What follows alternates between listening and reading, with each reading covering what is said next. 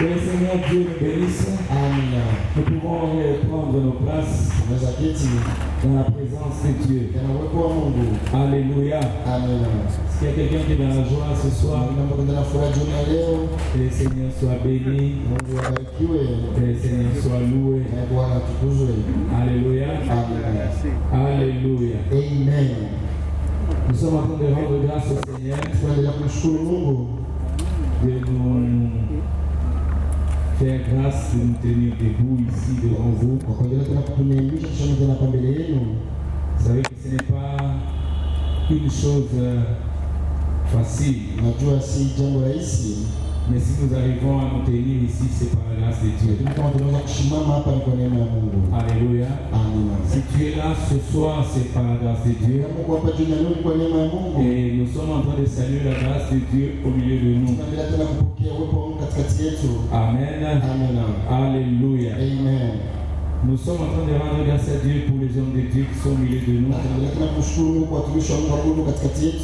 Saluons la présence du pasteur Paul. Merci d'être là encore ce soir. Nous saluons la présence du couple pastoral René Amach. Merci d'être là encore ce soir. Alléluia. Selon la présence de l'administrateur, Dieu te bénisse. Et nous bénissons la présence de tout le monde. Que le Seigneur Dieu nous fasse beaucoup de bien. Alléluia. Je salue la présence de mon frère Claude qui est derrière. Que le Seigneur te bénisse. Nous sommes bénis de te voir. Alléluia. Et tous les visiteurs qui sont là, que le Seigneur Dieu vous bénisse. Amen. Sans plus tarder, nous allons lire la parole de Dieu dans Philippiens chapitre 3, le verset 10. Philippiens chapitre 3, le verset 10.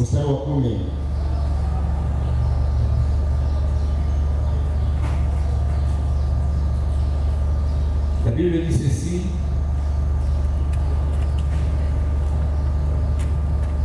Philippiens 3, 10. Afin de connaître Christ. Nous pouvons commencer à partir du 7e verset. Mais ces choses qui étaient pour moi des gains, je les ai regardées comme une perte à cause de Christ. Et même je regarde toutes choses comme une perte à cause de l'excellence de la connaissance de Jésus-Christ, mon Seigneur, pour lequel j'ai renoncé à tout. Et je les regarde comme de la boue, afin de gagner Christ et d'être trouvé en lui, non avec ma justice, celle qui vient de la loi, mais avec celle qui s'obtient par la foi en Christ, la justice qui vient de Dieu par la foi, afin de connaître Christ et la puissance de sa résurrection. Si c'est ta Bible, tu peux souligner la puissance de sa résurrection. La puissance de sa résurrection.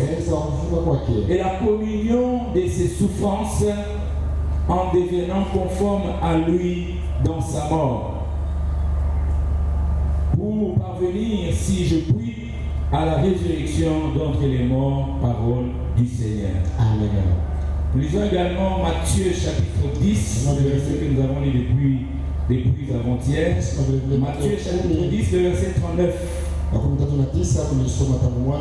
Matthieu chapitre 10, le verset 39. Amen. La Bible dit ceci. Celui qui conservera sa vie la perdra. Et celui qui perdra sa vie à cause de moi la retrouvera. Je reprends la lecture. Celui qui conservera sa vie la perdra. Et celui qui perdra sa vie à cause de moi atakayetafuta kuweka uzima wake, kupata uzima wake juu yangu, la retrouvera. ataipata. Ésaïe Isaya 53:10. 53 mstari wa 10. Ésaïe 53:10. Isaya 53 mstari wa 10.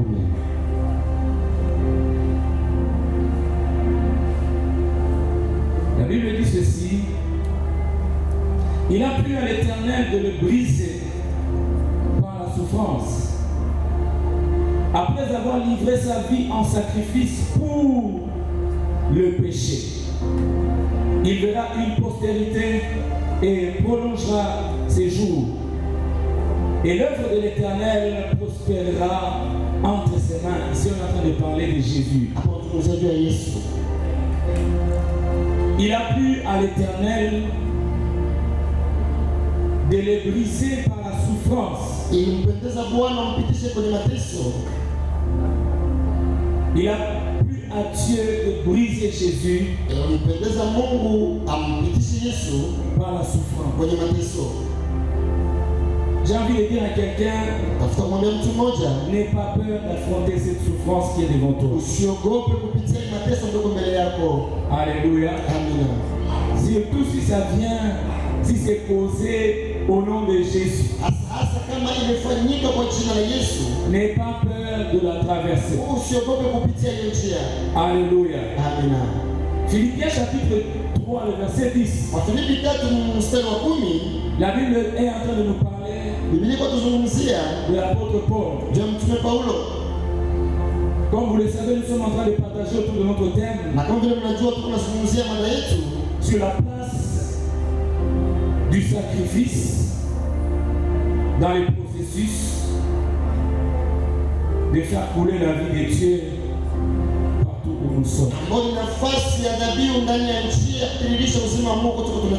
La place du sacrifice dans le processus. Le processus de faire couler la vie de Dieu. Nous sommes toujours en train d'insister.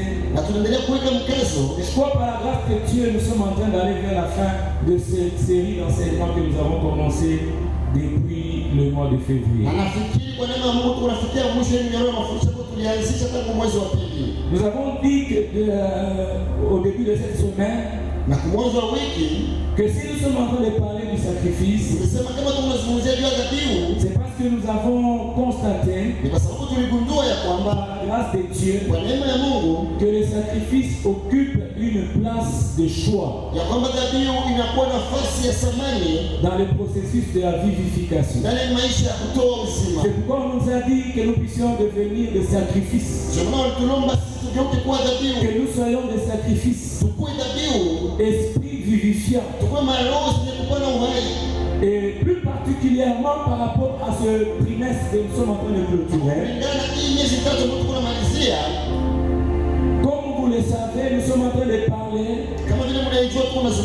Nous avons été appelés. Nous avons été sauvés. Nous avons été créés pour faire couler la vie de Dieu. C'est-à-dire que notre vie a un sens. Notre vie a un objectif. Et ce n'est pas un objectif inconnu, mais c'est un objectif connu. Et cet objectif connu, c'est celui de faire couler la vie de Dieu partout où nous sommes, à la lumière de Jésus. Comme Jésus l'avait fait. Comme Jésus avait fait couler la vie. Alléluia. Hier nous avons parlé du sacrifice qui libère la puissance. Nous avons parlé du sacrifice qui débloque des situations compliquées. Alléluia. Et nous avons dit qu'à chaque fois que nous allons remarquer dans notre vie qu'il y a des situations qui sont coincées, bloquées, nous nous retrouvons dans une situation où nous ne voyons pas les devants,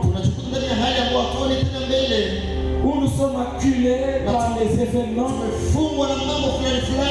Nous ne savons pas comment avancer. Dieu nous a inspirés. Et dans de telles circonstances, Sasa nyakati kama na hizi, dans de telles situations, majira kama na hizi, la chose qu'il faut faire, jambo ambalo inabidi kufanya, il faut faire un sacrifice. inabidi kutoa dhabihu.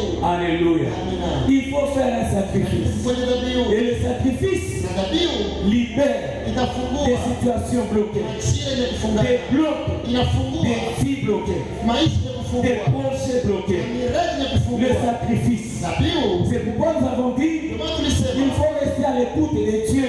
kutega sikio kwa Mungu. Parce qu'il y a quelque chose que Dieu te demandera de faire. Kuna jambo Mungu Il atakulomba y a un ufanye. sacrifice que Dieu te demandera de poser Ndio Mungu atakulomba utende afin que ces problèmes-là ili tatizo soient décantés. lipate suluhisho. Alléluia. Amina. Est-ce qu'il y a quelqu'un à qui Dieu a Kuna ile parlé ambayo hier? Mungu alizungumzia Il y jana. a quelque chose que Dieu t'a Kuna demandé de jambo faire. fulani ambalo Mungu alikulomba ufanye. Il peut s'agir de quelque chose de matériel, Inaweza kuwa ya kivitu, tout comme de quelque chose d'immatériel. inaweza kuwa ni haionekane. Il peut s'agir de quelque chose de spirituel. Inaweza kuwa jambo ya kiroho. Il peut s'agir de quelque chose de valeureux Inaweza kuwa kitu kingine cha thamani kabisa. que Dieu t'a demandé, Mungu anakulomba soit de donner à quelqu'un, utoe kwa mtu fulani hiyo jambo, soit de s'aimer dans l'œuvre de Dieu, anaifanya ndani ya kazi ya Mungu. afin que cette situation qui a longtemps demeuré Hii jambo ambalo lidumu mbele zako dans le blocage, kifungwa, que cette situation soit débloquée. hii jambo iweze kufunguliwa. Alléluia. Amina. Alléluia. Amen. Bien aimé, ce message n'est pas venu au hasard. Pendo hii ujumbe ukuja kwa bure.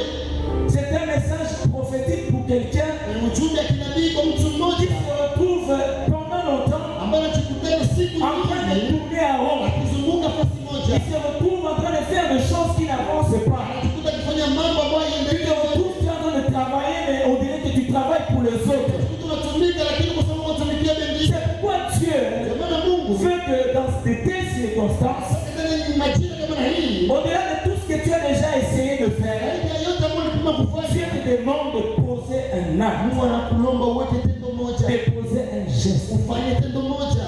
Amen. Amina. Alléluia. Amen. Hier, nous avons parlé de Jésus lui-même, Na jana tunazungumzia juu ya Yesu mwenyewe, de la situation qui était bloquée dans le ciel. na jambo lilikuwa limefungwa mbinguni, Il n'y avait pas de solution. kulikuwa hakuna suluhisho, Tout était bloqué. yote imefungwa, Personne n'était digne hakuna mwenye d'ouvrir les alistahili, livres et inafungua d'en rompre les sceaux. kuvunja hiyo C'était une situation bloquée. na ilikuwa imefungwa. Et Dieu, Na Mungu pour débloquer la situation, ili afungue mambo, après plusieurs tentatives kupima mara nyingi, qui n'avaient pas donné solution au problème qui était là, kuleta suluhisho kwa tatizo ambalo lilikuwa, il a fallu que Dieu ilimbidi Mungu fasse aussi un sacrifice. naye afanye dhabihu, Et le sacrifice qu'il avait na fait, dhabihu ambayo Mungu alifanya c'était le sacrifice de Jésus. ilikuwa dhabihu ya Yesu Kristo. C'est pourquoi nous avons lu dans Ésaïe 53, Tulisoma ndani ya Isaya 53 là où la Bible est en train de nous pale dire ambapo Biblia inasema qu'il a plu à l'Éternel, amempendeza wa milele, alléluia, amina, de les briser. ampitishie, Il a plu à Dieu ilimpendeza Bwana de briser le Seigneur vunje Kristo par la souffrance. kupitia mateso, Alléluia. amina, Il a plu à Dieu ilimpendeza de Mungu sacrifier Christ, amutoe Kristo qu'il donne sa vie en sacrifice atoe uzima wake kama dhabihu, afin de te gagner, afin de me gagner. kufaidike na nifaidike. C'est pourquoi la Bible déclare Maana Biblia inasema que c'est là qu'il verra maintenant une postérité. Bwana ndio aliona sauzao, C'est là qu'il verra les co-héritiers. ndipo aliona warithi wenzake, C'est là qu'il verra, il sera le premier-né d'entre plusieurs. alikuwa mzaliwa wa kwanza miongoni mwa wengi, Parce qu'il a accepté sababu alikubali de sacrifier sa vie, kutoa uzima wake, de donner sa vie en sacrifice. kutoa uzima wake kama vile dhabihu. Alléluia. Amina. Et hier nous avons dit ceci, Na jana tukasema hivi, qu'il n'y a pas plus grand sacrifice hakuna dhabihu kubwa que le sacrifice de se donner soi-même. kama hivyo ile ya kujitoa mwenyewe. Alléluia. Amina. En disant cela, Na kusema hivyo, nous avons fait allusion tuligundua que Dieu n'accepte pas tout sacrifice. ya kwamba Mungu akubali dhabihu yoyote. C'est-à-dire que le sacrifice que tu as créé Inamaanisha dhabihu ambayo Mungu doit anakubali être ce sacrifice inabidi kuwe dhabihu qui se rapporte à ses voies, ambayo inaambatana na njia zake, qui reflète les voies de Dieu, inaonyesha njia za ou Mungu, le sacrifice qui obéit ama dhabihu ambao aux instructions de Dieu. inatii agizo za Mungu. Tout sacrifice Kila dhabihu qui n'obéit pas aux instructions instructions de Dieu, waitii agizo za ou Mungu, à la voix de Dieu, waitii njia za Mungu, ce sacrifice-là n'est pas agréable à Dieu. ndio ikubaliwe na Mungu. C'est pourquoi Jésus a dit Ndio maana Yesu alisema que la plus grande na moja kati ya kubwa expression d'amour, kati ya msemo wa upendo c'est celui ni ile de se donner soi-même ya kujitoa mwenyewe pour les autres. kwa wengine. Alléluia. Amina. Alléluia. Amen. Donc les dons de soi Na kujitoa mwenyewe est le plus grand sacrifice ni dhabihu kubwa qu'un homme puisse faire, mwanadamu anaweza fanya, qu'un enfant de Dieu puisse faire. mwana wa Mungu anaweza fanya. Alors, aujourd'hui, nous sommes en train de parler Na leo tunazungumzia du sacrifice qui libère la puissance de la résurrection. juu ya dhabihu ambayo inafungua uwezo wa ufufuko. Le sacrifice qui libère la puissance de la résurrection. Dhabihu ambayo inafungua uwezo wa ufufuko. Ici, on va nous parler de Paul Na hapa tunazungumzia Paulo dans Philippiens 3:10. sana wa Filipi 3:10. Bien, ici, Paul est en train d'expliquer Na hapa Paulo anafasiria ce qu'il aurait dû réclamer, akati kuonesha ile ambayo ce qu'il aurait dû réclamer de droit ile ambayo ilidai kama vile par hapa rapport à ce qu'il faisait. kulingana ile ambayo anafanya. Alléluia. Amina. Philippiens 3, Filipi si nous lisons le premier verset, Kisoma tena mstari wa kwanza, l'apôtre Paul est en train de dire ceci. Mtume Paulo anasema hivi, Nous allons le lire. naisoma: Au reste, frères, mes frères, réjouissez-vous dans le Seigneur. Je ne me lasse point de vous écrire les mêmes choses. Et pour vous, cela est salutaire. Prenez garde aux chiens. Prenez garde aux mauvais ouvriers. Prenez garde aux faux circoncis, car les circoncis, c'est nous qui rendons à Dieu notre culte par l'Esprit de Dieu, qui nous glorifions en Jésus-Christ et qui ne mettons point notre confiance en la chair. Moi aussi, cependant, j'aurais sujet de mettre ma confiance dans la chair. Si quelque autre croit pouvoir se confier en la chair, je le puis bien davantage. Moi, circoncis le 8e jour, de la race d'Israël, de la tribu de Benjamin, hébreu, né d'hébreu. Quant à la loi pharisienne, quant aux zèles, persécuteurs de l'Église, irréprochables à l'égard de la justice de la loi. Mais écoutez ce qu'il dit. Qu'est-ce que anasema? Mais ces choses qui étaient pour moi un gain, Lakini mambo ambayo ilikuwa faida kwangu, je les ai regardées niliona comme une perte vile machafuko à cause de Christ. kwa sababu ya Kristo.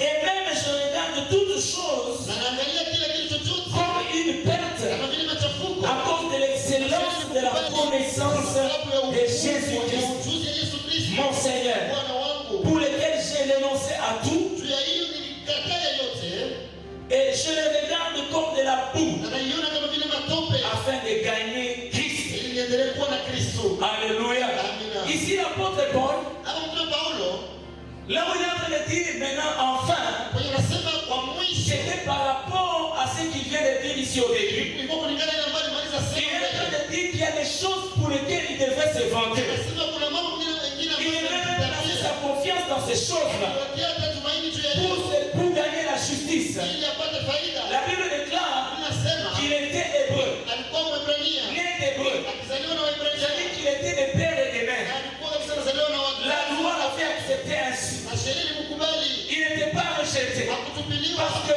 par rapport à la loi, Kulingana na sheria il était pharisien. alikuwa Et Mfarisayo. les pharisiens étaient réputés Mfarisayo alikuwa anaonekana d'être des gens kuwa ni vile mtu qui appliquaient la loi alikuwa anafuatilia dans son sheria, intégralité. sheria kamilifu kabisa. Alléluia. Amina. Il était en train de dire aux gens de son époque Alikuwa anaambia watu wakati que si wake, nous allons dans la loi, kulingana na sheria, moi Paul, mimi Paulo, je suis pharisien. mimi Mfarisayo. Si nous allons dans les ailes de l'évangile, Ile juu ya bidii ya moi Injili, Paul, mimi Paulo, j'étais le persécuteur de l'église. wanatesa hata na kanisa. Si nous allons même dans les origines, Tena kwenye kizazi, moi je n'ai pas une origine douteuse. sitoke tena ndani ya Moi je kizazi. suis israélite Israeli, de la tribu de Benjamin. kizazi wa Benjamini. Alléluia. La tribu de Benjamin Kizazi ya Benjamini. n'était pas une tribu comme les autres. Hakuna mambo wengine. Si vous le savez, si vous vous souvenez Saül Mfalme Saulo était venu de la tribu de Benjamin. na kizazi ya Benjamini. Et Paul dit Na Paulo qu'il anasema il est issu naye de anatokea la tribu de Benjamin. kizazi ya Benjamini. C'est-à-dire de par ses origines, Na kutokea kizazi il chake pouvait placer sa confiance angeliweka na tumaini dans ses origines. namna kwenye alitokea. Alléluia. Amina. Il était israélite. Alikuwa Mwisraeli. C'est-à-dire qu'il il remplissait toutes les conditions Alikuwa anaeneza kanuni zote pour mériter. ili astahili. Alléluia. Amina. Alléluia. Amen. Mais la Bible dit ceci. Lakini Biblia inasema J'ai regardé toutes ces choses na hii mambo yote niliona afin de gagner Christ. kama vile matope ili nimuine J'ai Kristo. brisé toutes ces choses Nikadharau na kutupilia yote afin de gagner Christ. ili nibaki na Kristo. Qu'est-ce que je veux dire par ici? Sina mwana kusema hapa. C'est que Paul est en train de dire. Ila Paulo anasema Ça veut dire qu'il y a des gens qui peuvent se vanter à cause de ça. inamaanisha Mungu ndio C'est-à-dire que ce sont des choses valeureuses. mambo ya thamani. Ce sont des choses qui ont un grand prix Kama mimi nakuwa na gharama na bei. que Paul avait. Na Paulo alikuwa nayo. Mais pour gagner Christ, Lakini ili abaki na pour Kristo. être un vivificateur, aendelee kutoa il uzima. fallait que Paul Ilibidi Paulo fasse ce sacrifice, afanye hiyo de les dhabihu. considérer comme de la boue, Na kuiona kama vile de les mettre matope. dehors, Na kuweka de les pembeni. mettre à côté, Kuiweka kando. d'accepter d'être méprisé. Azarauliwe. Alléluia. Amina. Paul pouvait parler au roi. Paulo angelimzungumzia Paul mfalme. pouvait parler aux érudits. Paulo angelisema na watu wenye Paul akili. pouvait parler aux Paulo intelligents. angelisema na wenye akili na busara. Paul dit ceci. Lakini Paulo anasema hivi. Nous paraissons méprisés. Tunaonekana wenye Paul ne pouvait kudharaulika. pas être méprisé. Lakini Paulo Mais angelizaraulika. pour Christ, Lakini juu ya Kristo il a accepté les mépris. akakubali madharaulio. Dans quel but?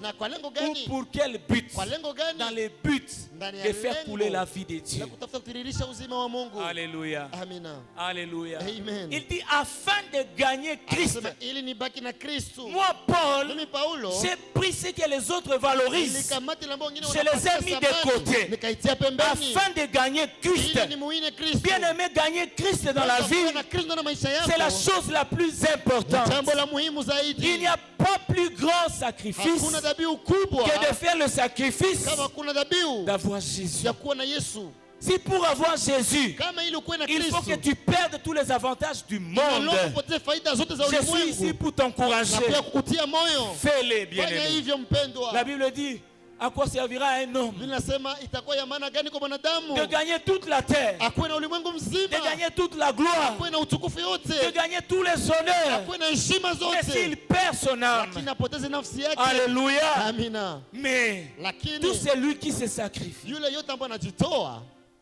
pour gagner Christ, ili akuwe na Kristo, celui-là, huyo mtu il a la vie. anakuwa na uzima, Et pas la vie n'importe na laquelle, haiko tu kila hali ya uzima, pas la vie que l'eau de la vie peut donner. haiko uzima ambao maji inaweza pana. Imai à la vie et tout. Hii mai ya la vie Abandikako, l'eau c'est la vie. wanasemaka sema maji ni uzima. Alléluia. Amina. Ce n'est pas cette vie Haiko hiyo uzima que Paul regardait. ambao Paulo alikuwa anatizamia. Paul regardait une autre vie. Paulo aliangalia ingine uzima. Alléluia. Amina. Parce que par rapport à cette fille ici, Kwa sababu kulingana na hiyo uzima hii maisha il avait déjà tous les potentiels alikuwa na vyote ambavyo vinastahili qu'il pouvait mettre à profit na angeliweza faidika nayo pour gagner ce que les autres sont en train de ili gagner. aendelee kupata ile ambayo wengine wanaweza pata. Mais Paul voyait au-delà. Lakini Paulo aliona zaidi. Alléluia. Amina. Je suis ici pour encourager quelqu'un. Tunakuja mtia moyo mtu mmoja. Si Dieu te demande de faire quelque chose Kama Mungu anakulomba ufanye jambo fulani pour garder Christ, ili umlinde Kristo, fais-le. wewe fanya hiyo. Alléluia. Amina. Alléluia. Amen. Christ, c'est la vie de Dieu Kristo ni uzima wa Mungu. que nous sommes appelés à faire couler Na dans le tunaitwa monde. kutiririsha hiyo uzima ndani ya ulimwengu. Que nous sommes appelés à amener partout où nous sommes. Tunaitwa kubeba hiyo uzima popote ambapo tuendapo. S'il y a quelque chose qui peut t'empêcher Kama kuna jambo unaweza kuzuia de le faire, usiifanye, bien-aimé, débarrasse-toi de mpendo, cette chose. achana na hiyo jambo. Alléluia. Amina. Alléluia. Amina. La connaissance qu'avait Paul Na ujuzi ya Paulo était un frein ilikuwa kifungo pour qu'il gagne Christ. ili aendelee kumpata Kristo. Ses origines Kwenye alitokea pouvaient constituer un blocage ingelionekana kwa kama vile pour kifungo qu'il gagne Christ. ili aendelee kubaki na Kristo. C'est pourquoi il a dû les sacrifier. Ndio maana ilimbidi avitoe. C'est pourquoi ici au verset 10, Ndio maana kwenye mstari wa 10 il dit, anasema, donc j'ai fait tout ça, nilifanya yoyote, j'ai méprisé ces choses, nilidharau hizi mambo je les yote, regarde comme de la boue, naiona kama vile matope dans le but, ndani ya lengo. il dit ici, il dit, afin Anasema ili de connaître Christ, nimjue Kristo, afin de connaître ili Christ. niweze kumjua Kristo. Alléluia. Amina. Il a fait des sacrifices Alifanya madhabihu dans le but de connaître ndani ya Christ. lengo la kumjua Kristo. Dans Matthieu 10, 39, Ndani ya Mathayo le 10:39, verset que nous connaissons bien, hii shairi ambayo tumeshajua dit vizuri, que c'est lui qui conservera sa vie, la inasema yule perdra. ambaye atafuta kulinda maisha yake Mais ataipoteza. c'est lui qui la perdra à cause de Lakini Christ, atapenda kuipoteza juu ya la Kristo, retrouvera. ataipata. Alléluia. Amina. C'est lui qui conservera sa vie, Mwenye la perdra. atatafuta kulinda maisha yake Mais c'est lui qui ataipoteza. va perdre sa Lakini vie, ataipoteza il va la, à cause de juu ya Christ, Kristo, il va la conserver. atailinda. Alléluia. Amina. Aujourd'hui, Leo le sacrifice dont il est question, dhabihu ambayo c'est ce tunazungumzia sacrifice qui libère niyo la dhabihu puissance de la ambayo résurrection. inafungua Il uwezo y a wa des ufufuko. choses dans lesquelles nous devons accepter de Na mourir mambo mengine ambayo inabidi tukubali pour tukufe, vivre la puissance de la ili tuishi résurrection. uwezo wa ufufuko. J'ai envie de dire à quelqu'un Nakwambia mtu qu'il n'y a mmoja, pas de résurrection hakuna ufufuko s'il n'y a pas eu constatation de la kama mort. kuona jinsi Pour que unakufa. dans ta vie tu vives la Ili résurrection de uishi Dieu, ufufuko wa il Mungu, faut qu'il y ait constat d'une mort. inabidi watu Et il y a waone des jinsi choses qui umekufa. doivent mourir Inabidi kwamba mama afin de kufe vivre la résurrection ili de uishi Dieu. ufufuko wa Mungu. Alléluia. Amina. Alléluia. Amen. La fois passée, nous avons dit Na tulisema que hivi, cette notion du hii sacrifice jambo ya dhabihu fait peur à beaucoup d'enfants de Dieu. inaogopesha watoto wengi wa Mungu. Pourquoi? Kwa nini? Parce que nous avons toujours, ou soit nous avons été enseignés Funzwa par les enseignements de la prospérité ustawi et surtout ces enseignements qui nous disent que nous pouvons avancer, nous pouvons progresser sans rien faire. bila kufanya kitu. Alléluia. Amina.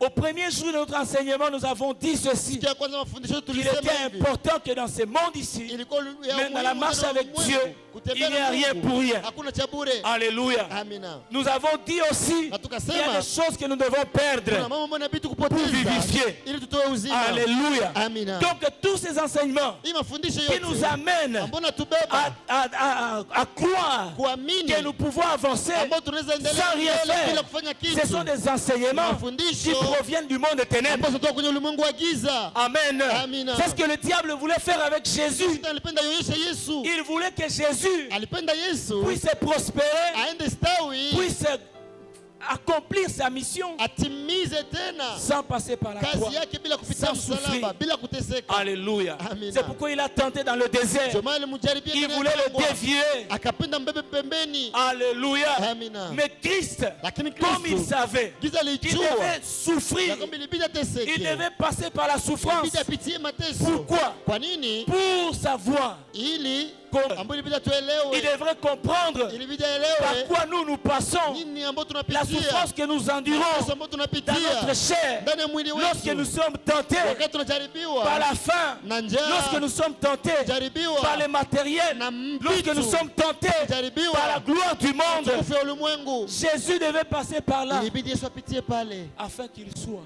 ili akuwe le véritable kweli kweli avocat mtetezi auprès du Père pembeni ya Baba, pour toi et moi. juu yako na juu yangu. Alléluia. Amina. Donc toute souffrance, bien aimé dans le Na Seigneur, kila mateso mpendo que katika le diable Bwana peut placer sur ton chemin, ambapo sana zaweka kwenye njia yako, si c'est pour garder Christ, ni juu ya kulinda Kristo. affronte ça. Kama ni kujua kulinda Kristo, Affronte-la. wewe pitia hiyo. Alléluia. Amina. Marche dans ça. Tembea ndani ya hiyo njia. Parce que la Bible déclare, Inasema, même si nous paraissons hata kama tunaonekana déjà pauvres, watu maskini, nous enrichissons plusieurs. tunajirisha wengi, Accepte de mourir. kubali kukufa, Accepte de perdre les honneurs. kubali kupoteza heshima, Accepte de perdre ton kubali respect. kupoteza heshima Il zako. faut garder Christ. Kama ubaki na Si Kristo, c'est pour garder Christ, kama ni juu ulinde Kristo, accepte ça. kubali kupoteza hiyo. Alléluia. Amina. Alléluia. Amen. Dans Actes chapitre Ndani 16, ya Matendo ya Mitume 16, la Bible est en train de nous parler Biblia kunatuzungumzia de l'histoire de Paul et Silas. juu ya historia ya Paulo na Sila. Acte 16, Matendo ya Mitume Commençons 16. à partir du 25e verset. Tutaanzia kushairi ya 25.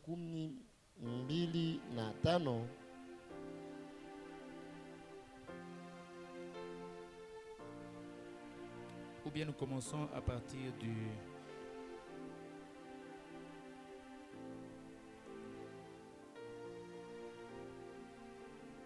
Nous commençons à partir du 16e verset. Nous lisons Tutaanzia kumstari rapidement. wa 16. Comme nous allions au lieu de prière, une servante qui avait un esprit de python et qui, en devinant, procurait un grand profit à ses maîtres, vint au-devant de nous et s'est mis à nous suivre. Paul et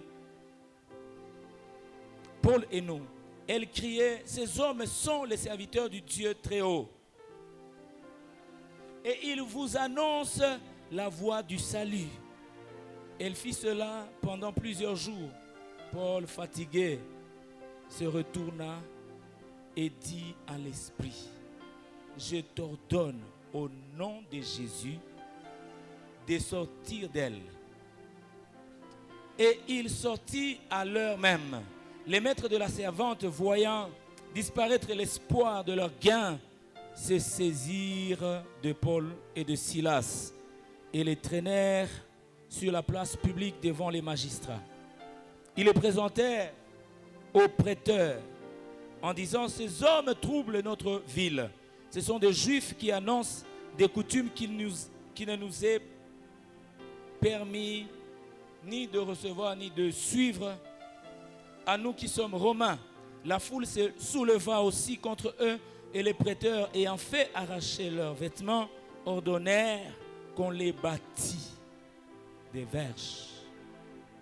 Après qu'on les eut chargés des coups, ils les jetèrent en prison en recommandant aux geôliers ou aux gardiens de les garder sûrement. Les geôliers ou les gardiens ayant reçu cet ordre, les jeta dans la prison intérieure et leur mit les cèpes aux pieds. Le 25e verset, c'est le verset qui nous intéresse dans cette histoire. La Bible déclare que vers le milieu de la nuit, Paul et Silas priaient et chantaient les louanges de Dieu. Et les prisonniers les entendaient. Tout à coup, il se fit un grand tremblement de terre, en sorte que les fondements de la prison furent ébranlés. Au même instant, toutes les portes s'ouvrirent et les liens de tous les prisonniers furent rompus. Alléluia. Très rapidement, alors que nous sommes en train d'aller vers la fin, je disais que nous sommes en train de parler du sacrifice qui libère la puissance de la résurrection. Cette histoire nous parle de Paul et de Silas qui étaient en train d'évangéliser, de parler dans les villes de la bonne nouvelle de Jésus-Christ. La Bible déclare que lorsqu'ils parlaient de cette bonne nouvelle, il y avait une femme qui avait l'esprit de Python qui a commencé à prophétiser. La Bible déclare qu'elle a prophétisé pendant plusieurs jours. Ce qu'elle disait était vrai. Mais Paul savait que même si c'était vrai, mais cela venait du diable.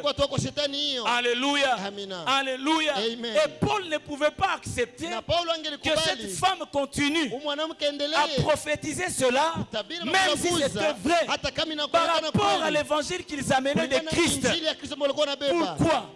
Parce que d'une seule source ne peut provenir une eau amère et une eau douce. Parce que s'il acceptait cela, il allait compromettre même son évangile. Amen. C'est pourquoi il a réprimandé cette femme. Et la Bible déclare qu'il a ordonné à l'esprit de Python de libérer la femme. La Bible dit que cette femme a été libérée. Elle a été délivrée. Elle a reçu la vie de Dieu. Amen. Mais ses maîtres n'étaient pas d'accord. Pourquoi?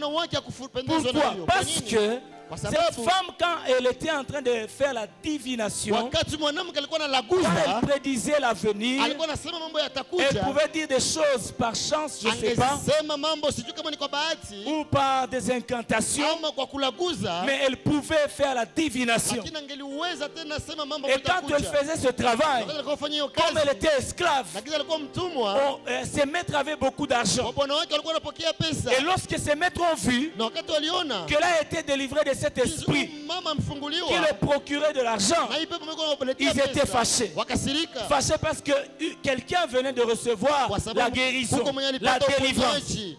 Alléluia. Amina, Alléluia. amen. Bien aimé, il y a des moments où Kuna nyakati nous souhaitons même que, même dans nos familles, hata ndani ya jamaa zetu, parce que tel amène l'argent, juu tu mtu fulani leta pesa, parce que la grande sœur juu mkubwa dada amène le sac de foufou, anataka mfuko ya bunga, même si nous savons hata kama tunajua qu'elle est en train de se prostituer anaenda fanya usharati pour les avoir, ili alete hiyo bunga, on s'était parce qu'il y a un gain. tunanyamaza juu kuna faida ambayo tunapata. Alléluia.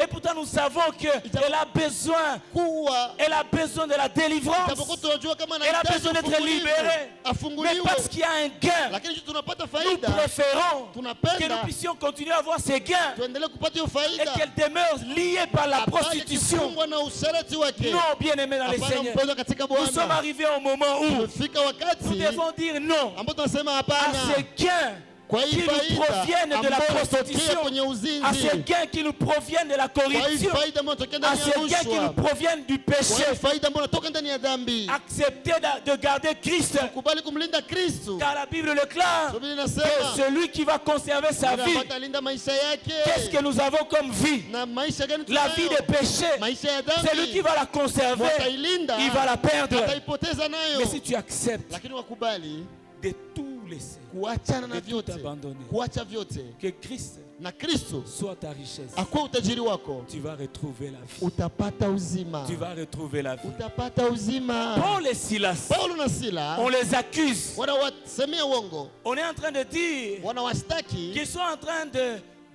d'enseigner wakisema sasa des kunafundisha coutumes qui n'étaient pas permises d'être enseignées mila dans cette contrée-là. ambayo haziruhusiwi kufundishwa ndani ya hiyo nchi.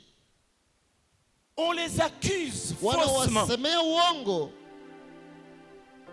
Je ne sais quelle accusation pèse sur toi aujourd'hui. Sijue mastaki gani wanakusemea leo, Mais toute accusation qui pèsera sur toi lakini kila mastaki ambayo itakuwa juu yako à cause de Jésus que tu juu portes, ya Yesu unabeba, à cause de la vie de Dieu que tu ya as, uzima wa Mungu ambao unayo, accepte. kubali. Alléluia. Amina.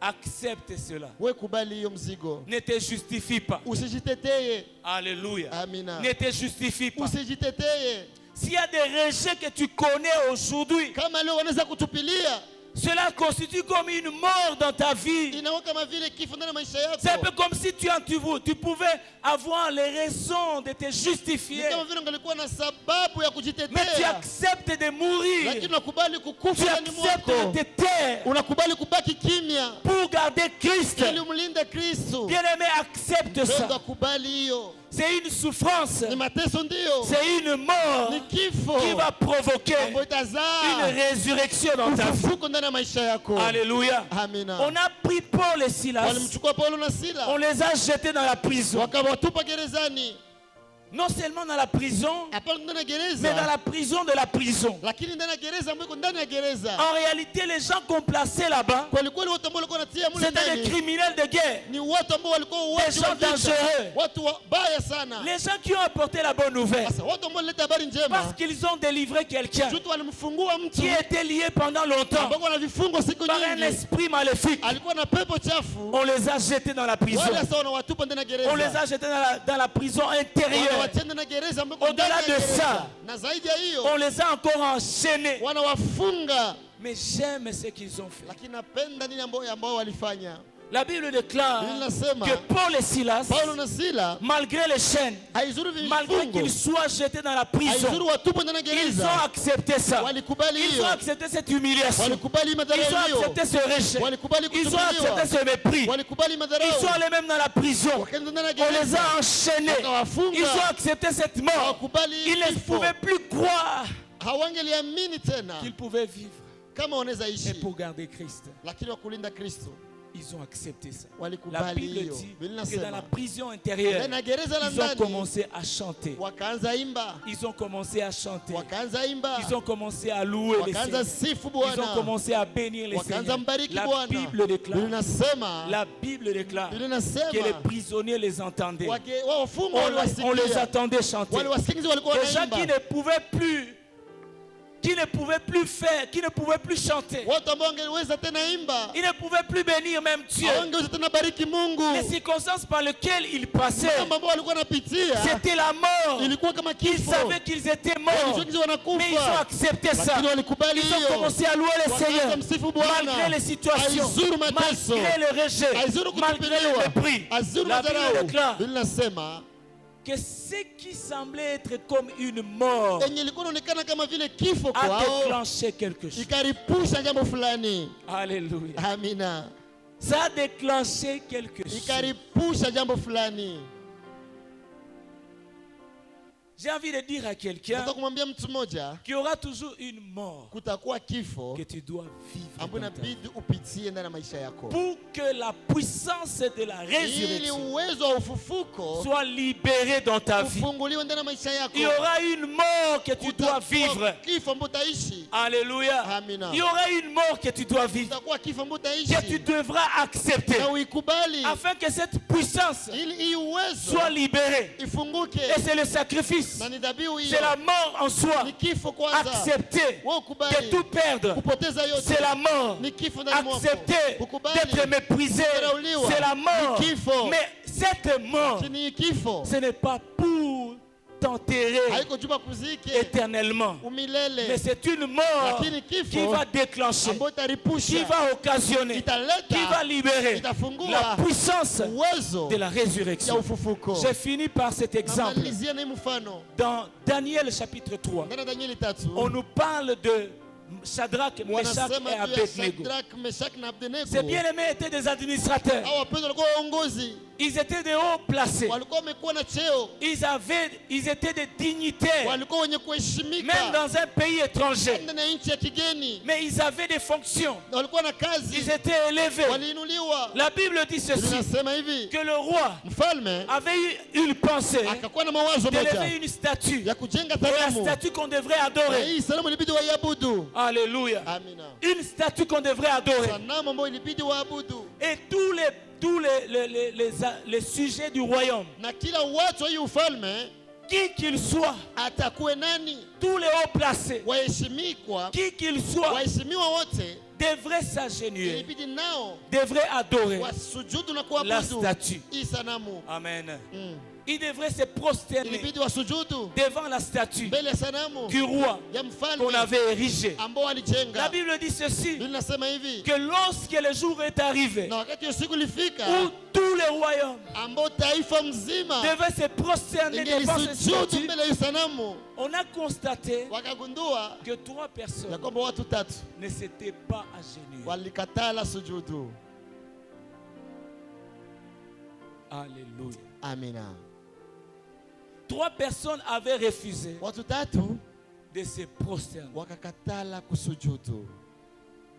Et ces 3 personnes, c'est Shadrach, Meshach et Nao Abednego. watu 3 ni Shadrach, Meshach na Abednego. Ils étaient déportés en Babylone. Walikuwa wamebebwa ndani ya Ils n'étaient utumwa, pas chez eux. walikuwa yuko kwao, Même dans les pays lakini étrangers, ndani ya nchi ils kigeni étaient de haut placés. wakaheshimishwa, Ils étaient wakainuliwa, honorés par le roi lui-même. wakaheshimika na mfalme Mais ils mwenyewe, ont refusé lakini wakataa d'obéir aux instructions du tii roi. agizo za mfalme. Pourquoi? Kwa nini? C'était parce qu'ils voulaient garder Christ. Sababu walipenda wamlinde Kristo. Alléluia. Amina. Je ne sais pas devant quoi Sijue mbele ya ou nini devant qui ama mbele ya nani tu es en train de te prosterner. uko nakuja kusujudu. Bien-aimé, je te dis ce soir Mpendo, nakwambia jioni ya leo, que pour que tu vives la puissance de la résurrection ili dans ta uishi famille, uwezo wa ufufuko ndani ya maisha yako, dans ta vie, si tu veux voir des choses que tu espères venir à la vie, ressusciter, il y a une mort que tu dois accepter de vivre. Alléluia. La Bible déclare qu'on les a jetés. On a commencé par les intimider. On a dit que vous serez jetés dans la fournaise. Et pas n'importe quelle fournaise, mais une fournaise qui sera chauffée 7 fois. Shadrach, Meshach, Abednego, ils ont dit ceci. Au roi, avec tous les respects, par rapport à cette question, nous n'avons pas à discuter. Parce que le roi venait de dire, nous verrons quel Dieu vous délivrera de mes mains. C'est-à-dire que Nabuchodonosor était vraiment sûr que tout celui qui refusera d'obéir à ses instructions, c'est la mort qu'il subira. Et eux, ils étaient prêts. Quand tu es prêt à vivre la mort, même le diable va te fuir. Tu n'as pas saisi. Quand tu seras prêt de vivre la mort pour Dieu, même le diable fuira loin de toi. Alléluia. Pourquoi est-ce que le diable nous hante toujours? Parce que nous voulons vivre. Nous n'acceptons pas de mourir. Nous n'acceptons pas de faire le grand pas. C'est pourquoi le diable sait que si je touche ici, il va se prosterner. Nabuchodonosor savait que s'il leur dit vous allez mourir, ils vont se prosterner. Mais c'est bien aimé, ils ont dit au roi, nous allons mourir. Ils n'ont pas dit que nous allons, Dieu va nous délivrer. Ils ont dit que quand bien même Dieu ne nous délivre pas, nous avons déjà signé l'arrêt des morts. Nous avons déjà signé l'arrêt des morts. Nous sommes des cadavres. Nous ne vivons plus. Je ne sais ce qu'on va me prendre. Tu as peur de te sacrifier parce que tu as des choses à protéger. Alléluia. Tu as des choses que tu protèges. Bien aimé dans le Seigneur, Dieu m'a envoyé te dire, il y a une mort que tu dois vivre. Si tu veux vivre la puissance de la résurrection, la Bible dit on les a jetés dans la fournaise. Et la puissance de la résurrection s'est manifestée. La puissance de la résurrection s'est manifestée.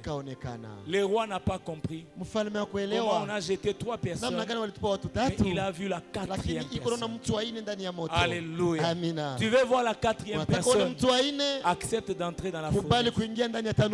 Accepte d'entrer dans la fournaise. Tu ne peux pas voir, tu ne peux pas vivre l'intervention de la 4e personne si tu n'as pas accepté d'entrer dans la fournaise. Alléluia.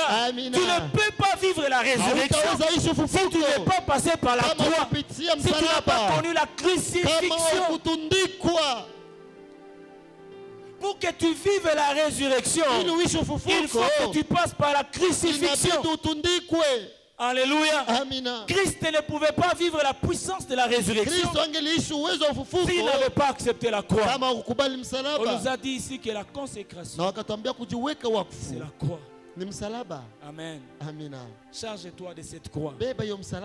Tu vas vivre la puissance de la résurrection dans ta santé, dans ta maison, dans ta famille. Les choses n'avancent pas parce que nous n'acceptons pas de mourir, de nous sacrifier. Alléluia. Alléluia. La Bible déclare que lorsqu'on les a sortis du feu, ils étaient des vivificateurs. Même le roi, il a renoncé à ses dieux. Il a dit que le seul Dieu qui sera adoré dans ce royaume, tena Ce ufalme. n'est plus moi, Haiko ce tena n'est plus mimi. mes dieux, Sina tena mais miungu c'est yangu. l'Éternel, Dieu Lakini des wa armées. milele Bwana wa majeshi. Alléluia. Amina. Quand tu acceptes la mort, Ukikubali kufa, tu vas vivre la puissance utaishi de la uwezo résurrection. ya ufufuko. Et par conséquent, Matukio. la vie de Dieu uzima wa Mungu va se répandre. C'est utabubujika. pourquoi on nous dit ici, Ndio maana unatuambia le grain de blé hii mbegu la ngano qui est tombé en ambayo terre, inaanguka udongoni, qui n'accepte pas la mort, kama haikubali kufa il va rester seul. itabaki yenyewe. Alléluia. Amina. Nous sommes des grains. Sisi ni mbegu, Nous voulons vivre la multiplication. sasa tuzidishwe, Mais la seule condition, lakini shurti ni moja, c'est d'accepter de mourir. kubali kufa. Mourir par rapport à soi-même. Kufa kulingana na wewe Mourir par mwenyewe, rapport à certains intérêts kufa kulingana na faida qui ne fulani glorifient pas Dieu. ambayo isimtukuze Mourir Mungu, par rapport à certains kufa profits kulingana na qui faida ne glorifient fulani pas Dieu. ambayo isimtukuze Mourir Mungu, par rapport à certaines vies kufa kulingana na qui uzima ne moja glorifient pas ambayo Dieu. isimtukuze Mungu. Accepte de mourir Kubali kukufa afin que Christ vit en ili toi. Kristo aishi ndani Afin mwako, que Christ soit élevé en ili toi. Kristo inuliwe ndani mwako. Alléluia. C'est Amina. ainsi que toi, Ndio pale tu seras le wewe vivificateur utakuwa mwenye kupanda de ta uzima famille. wa jamaa yako. Alléluia. Amina. Alléluia. Amen. Il a fallu que Lazare meure Ilibidi Lazaro akufe pour qu'il expérimente ili aishi la puissance uwezo de la ya résurrection. ufufuko. Alléluia. Amina. Pour que tu appelles Dieu Jehovah Rapha, Ili uite Mungu Mungu mwenye tu kuponya, vas passer par la maladie. inabidi upitie Et magonjwa, par cette na maladie, hiyo tu magonjwa vas vivre la puissance itakubeba uishi de la uwezo guérison de Dieu. ya uponyaji wa Mungu. Alléluia. Est-ce Amina. qu'il y a quelqu'un qui est malade Kwa ce mtu soir? mwanagonjwa jioni ya leo, Il y a quelqu'un qui est malade au milieu de nous. mgonjwa katikati yetu hapa, Gloire au Seigneur, il n'y a pas de malade. kuna mgonjwa Tu es mmoja. malade. Wewe unaonekana Crois mgonjwa, seulement que Dieu va te guérir ce amini soir. tu kama Mungu atakuponya jioni Il y ya a un leo. malade au milieu de nous. Kuna mgonjwa katikati yetu Malade de mwingine, vraie maladie. magonjwa Tu es kabisa, malade. kuhali ya Reçois magonjwa. la guérison au nom de Pokea Jésus. uponyaji kwa jina la Yesu. Alléluia. Amina. Tu es malade. Wewe ni Reçois mgonjwa, la guérison au nom de pokea Jésus. uponyaji kwa jina la Yesu. Amen. Pour que tu appelles Dieu Jéhovah Ili Rapha, umuite Mungu mwenye tu dois passer par kuponya, la maladie. inabidi upitie Pour que tu magonjwa. appelles Dieu Jéhovah Jireh, Ili uite tu dois Mungu mwenye passer par les kutenda, manques. inabidi ukosewe. Alléluia. Amina. Et n'aie pas peur du manque. Na usiogope Parce que ton ukosefu. Dieu va se révéler. Mungu wako N'aie pas ataonekana. peur de perdre. Usiogope Parce que c'est là kupoteza. que Dieu va se révéler. Mungu ataonekana. Alléluia. Si Amina. tu refuses, Ukakatala, tu fais semblant, unajifanyisha, Dieu ne va pas se révéler. Mungu hataonekana. Est-ce qu'il y a quelqu'un qui saisit ça? Kuna yule ambaye ananielewa. Alléluia. Amina. Accepte ça. Kubali hiyo. Ne fais pas semblant comme si tu as. Usijifanyishe kama vile uko. Accepte ta condition. Kubali jinsi uko. C'est une mort. Ni Mais une kifo. mort qui va provoquer Lakini kifo ambacho une kitasisimua puissance de la tena. résurrection. Uwezo Ne wa fais pas ufufuko. semblant comme si Usijifanyishe tout va bien. kama vile mambo Si tout va inaendeka. mal, ça va mal. Kama viendeka Même si c'est un viendeke. mépris, c'est une Kama ni honte. Passe mazarau. par cette honte. Pitia hiyo mazarau. C'est là que tu verras Pale utaishi. l'intervention de Dieu. Msaada wa Mungu. Alléluia. Amina. Alléluia. Amen. Ce qui était une honte hier, Enye ilikuwa aibu jana, aujourd'hui, leo ça élève plusieurs. inainua wengi. Amen. Amina. Alléluia. Amen. Ce chômage Hiyo kosa qui kazi a longtemps duré dans ta ambayo vie lidumu ndani ya maisha yako va devenir un tremplin itakuwa kama vile pour ton élévation. resora ambayo utakanyangia Demain, ili il upande, y aura des choses que tu diras. na kuna mambo Cette utasema, maladie, hii cette stérilité magonjwa, hii qui a longtemps duré dans ukasa ta ambayo vie, imedumu, je prophétise dans ta vie na que ce tabiri sera na un maisha yako tremplin. jioni ya leo ikuwe Un reso tremplin pour ton Amon- élévation de demain. itakuinua tena Je ne kesho. sais comment Dieu va le faire, Sijui nini Mungu mais tu Mungu vas le atafanya, vivre au nom de lakini Jésus. utaishi kwa jina la Yesu. Alléluia. Amina. La puissance de la Uwezo résurrection wa ufufuko qui doit être libérée en ambayo nous inabidi funguliwe ndani mwetu demande que nous puissions inatulomba accepter tukubali de passer par la mort. kupitia kifo, La mort de soi-même, kifo ndani mwetu, la mort de son ego, kifo ya la umimi, mort de certains intérêts kifo ya faida qui ne fulani glorifient pas Dieu, ambazo zimtukuze afin Mungu de vivre ili uishi la puissance de la résurrection. uwezo ya ufufuko. Nous voulons voir la résurrection dans nos familles. Tuone ufufuko ndani ya Il y a jamaa, beaucoup de choses qui ont semblé mourir, mambo mengi ambayo yanaonekana kufa, des joies qui sont parties. furaha zimeenda, Des gens n'ont plus de joie, watu hawana tena furaha, mais nous voulons que Dieu les na ressuscite. tunataka Mungu airudishe na kuifufua. Alléluia. Amina. Il y a une vie que tu avais Kuna uzima ambao ulikuwa uko nayo ou que tu rêves avoir. ambao unatarajia Tu kuwa ne nayo, sais comment cela va se haujui namna passer. gani Mais itakufanyika. ce soir, Jioni il ya y a leo une puissance de la kuna résurrection uwezo wa qui ufufuko va se passer dans ta ambao vie. utapitikana ndani ya maisha Comme tu as yako. accepté de mourir avec Ulikubali Christ, kufa tena, comme tu as accepté Yesu de ulikubali garder Christ, kumlinda Kristo, laisse que la puissance de la acha résurrection uwezo wa ufufuko, entre dans ta famille, ingia na jamaa yako, entre dans ta vie, ingia na maisha yako, entre dans cette église, ingia na kanisa, dans le nom de kwa Jésus. jina la Tu vas te Yesu. lever là où tu es. Kama kwenye huko, Nous allons prier le Seigneur. tunaenda omba Baba, Nous allons prier le Seigneur. omba Bwana, Que la puissance de la résurrection, na uwezo ya ufufuko, que Dieu la souffle na Mungu aivumishe kabisa dans ce culte. ndani ya ibada.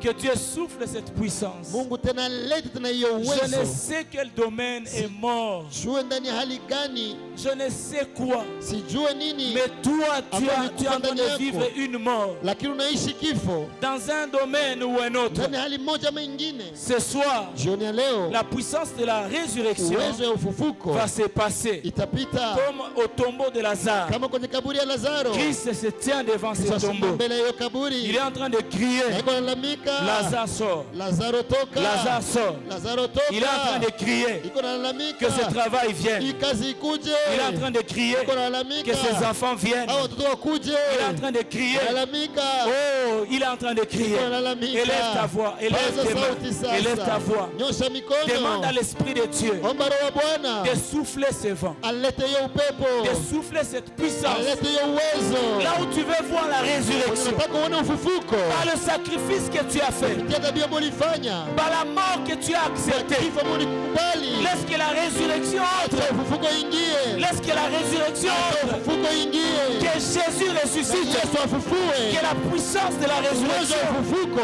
ressuscite tout ce qui était mort. ufue yote ambayo kumekufa, Tout ce qui était mort. yote ambayo ulikufa, Là où tu as vécu le mépris. uliishi madharau. Laisse qu'aujourd'hui, Acha leo la puissance de la uwezo wa résurrection ufufuko ressuscite cet honneur. ufue hiyo heshima Dans le nom de Jésus. jina la Yesu. Ressuscite Yahweh. Cette Ufufue santé qui était morte.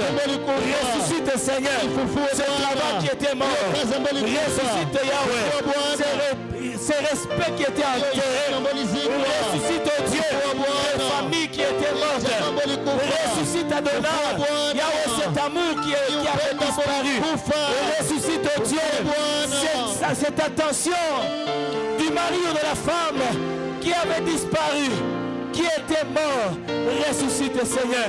Laisse que la puissance de la résurrection soit libérée, qu'elle soit soufflée en ces lieux. Dans le nom de Jésus, dans le nom de Jésus, dans le nom de Jésus. Laisse que tu les ramènes à la vie, oh Dieu. Laisse qu'au travers de ces sacrifices que nous faisons, Yahweh, que tout ce qui était mort revienne à la vie. Ressuscite, oh Dieu, dans le nom de Jésus. Dans le nom de Jésus, laisse que tout celui qui est passé par la crucifixion, laisse qu'il vive la puissance de la résurrection. Qu'il vive la puissance de la résurrection. Yahweh, au travers de ce programme de 21 jours, Yahweh, nous ne voulons pas passer ce programme, Yahweh, comme ça il a aperçu. Nous voulons, Seigneur, Yahweh, qui est une puissance qui va ressusciter, Seigneur, tout ce qui était mort en nous. Tout ce qui était mort dans cette église, dans le nom de Jésus, que cela vienne à la vie, que cela vienne à la vie, que cela vienne à la vie. Oh la bravo shakatalamande rebo, oh ya mandara babo shakatalama, rendere baba baba, oh ya mandere kaya katekere shanda, rendere shakata. Yahweh, que la santé qui était morte, qu'elle revienne à la vie, qu'elle revienne à la vie. Dans nos familles, Seigneur, laisse que cette santé revienne à la vie. Dans le nom de Jésus, Yahweh, que la bonne vie qui avait disparu, aujourd'hui, les gens vivent dans les souffrances. Père, nous prions au Dieu, au travers de ce sacrifice de soi-même, nous prions au Dieu de gloire, que cela revienne, que cela revienne. Tu vas lever tes mains là où tu es. Je vais prier pour toi. Ce domaine où tu es en train de vivre une mort. Tu t'es sacrifié au Seigneur. Tu as accepté de garder Christ. Mais cependant, tu es en train de vivre une mort que tu ne sais pas. Ce soir, Seigneur, je prie. Seigneur, libère. Libère la puissance de la résurrection. Dans les familles de mes bien-aimés. Libère la puissance de la résurrection. Dans la vie de ce couple. Là où l'amour avait disparu. Je prie au Dieu. Souffle, Seigneur. Souffle la puissance de la résurrection. Que cet amour-là qui a disparu ressuscite au nom de Jésus. Que ce travail qui était enterré, qui était mort, il n'y avait plus d'espoir, il n'y a plus d'espoir, je déclare au nom de Jésus, ce travail revienne à la vie. La résurrection est en train de passer. Merci Seigneur de libérer cette puissance. Merci Seigneur de le libérer dans la famille de mon frère. De le libérer dans la famille de mon frère. Dans la famille de ma soeur. Qu'ils vivent la résurrection dans leur ventre. Qu'ils vivent la résurrection dans leur travail. Qu'ils vivent la résurrection dans leurs études. Qu'ils vivent la résurrection dans ce qu'ils sont en train d'entreprendre. Que la résurrection entre. Je souffle ce vent. Je souffle ce vent. Je souffle ce vent dans cette église. Que tout ce qui était mort revienne à la vie. Que l'argent qui était mort revienne à la vie. Que les enfants morts reviennent à la vie. Que les couples morts reviennent à la vie. Que les mariages morts reviennent à la vie. Dans le nom puissant de Jésus. Que la santé morte revienne à la vie. Dans le nom puissant de Jésus. Père, merci pour le témoignage que tu donnes à mon frère. Que tu donnes à ma soeur. Que l'honneur te revienne. Dans le nom de Jésus. Amen. Que Dieu nous bénisse.